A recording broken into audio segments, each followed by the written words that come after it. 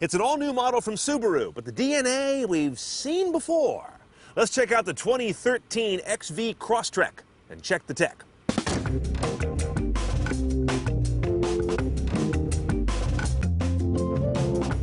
So what exactly is a Subi Crosstrek? First of all, it's a whole new model for them, although it doesn't fall too far from the familiar Subaru tree. The one they sent us, as you can see, is a whole mess of orange, but we're okay with that. It's a two-row. There's no third-row option in anything of this wheelbase, and you got a usable cargo box in the back.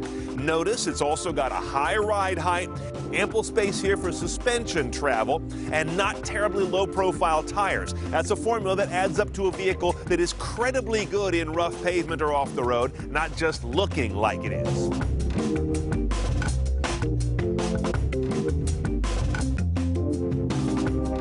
First off, we have the optional navigation head unit in this car. This has got a decent-sized color LCD, and they need the 6.1 inches because there's an awful lot of junk in there. Look how busy that is. Even if you put it in the most minimal mode, you've got stuff everywhere. If I go to the nav menu, you can see how things are sliding and moving and going to different modes.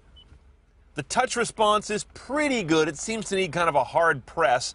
And you'll find that it's a little bit cryptic in terms of how you go to various modes of navigation. It's not always the most obvious thing to get through. And everything is very small and busy. This is not easy to digest at a glance, and that's one of the core sort of sources of distraction when you've got technology in the dash. This is not great in that respect, by any means.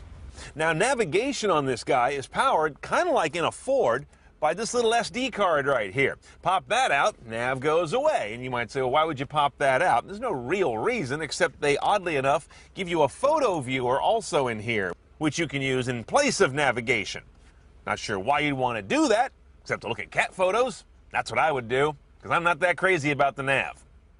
Now, even if you get the base car, you get all the key audio sources. I like that. So that means AM, FM satellite, Bluetooth streaming, and USB, which is also compatible with iPod here in the console. That's really all you need to jack this thing up and get this disappointing nav and HD radio. Pass. In every configuration, I believe you have 6 speakers around the cabin. There isn't a big difference in terms of the sound. You can get a dealer-installed subwoofer for like $500.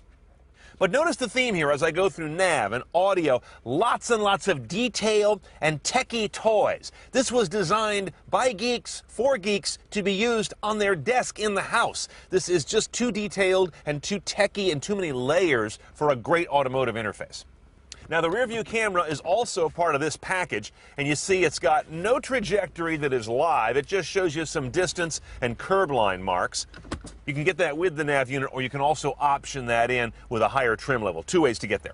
And one more thing that annoys me about how you get some of the options here, if you want to get this little glass moonroof, which I do, you have to also get this kludge of a navigation head unit, which I don't. Now, you do have voice command, which does a fairly good job of simplifying this interface. Let's see how it works for navigation. Voice command, please.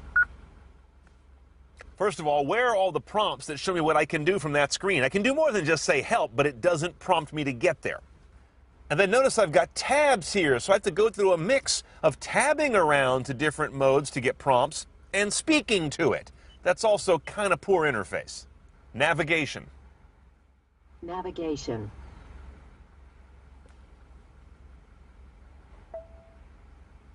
Please say a command. Destination. Please say a command. Address. Say the house number. Anyway, you can see at times it's pretty good at digesting what I say. At other times, there's just too many little fussy steps for this voice command to be as simplifying as it should be.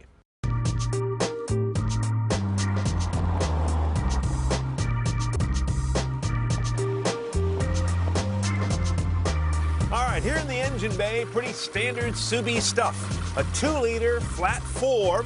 You know, they do flat 4s partly because they sit low in the car. In this car, that kind of doesn't matter, does it? Because the whole car is high and the engine doesn't seem particularly low to me either.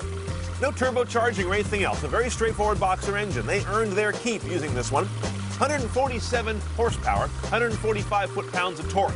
0 to 60, I'm certain it will.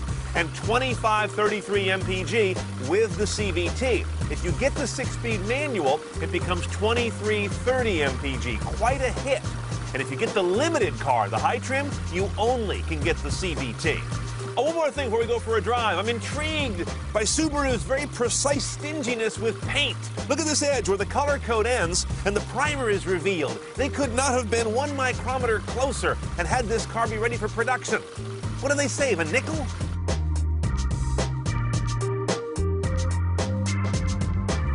Now, driving the Crosstrek isn't much different than driving a lot of other Subarus. The noises it makes, the steering, compliance, even the ride are very Subi.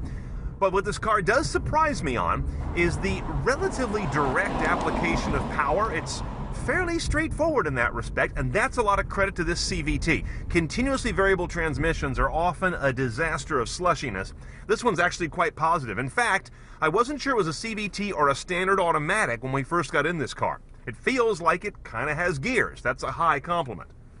And the shifts here from the paddles are very quickly executed. I've driven a lot of more expensive cars than this with paddle-shifted automatics that didn't get the job done as quickly, so good work. Of course, this 2-liter mill doesn't have overwhelming power, but it's ready, it's willing power, and that's what I always look for in a car. And most Subarus are like this. They're really kind of Spartan and kind of austere inside, almost German. If it weren't for that kind of overly wrought, unsuccessfully wrought head unit, this would be one of the more handsome, clean cabins on the road today. Okay, let's price our XV Crosstrek. This guy is the limited trim, the high of the two trims, 25.3 roughly delivered. Then there's kind of one option to go CNET style, and that is the package that brings you that nav head unit and the glass moonroof. One half of which I actually want, the other half I don't. So that'll be your call. For $500, the dealer can install a powered subwoofer. That might be a nice addition to this system. And unfortunately, there is no option to add more paint in the door jambs.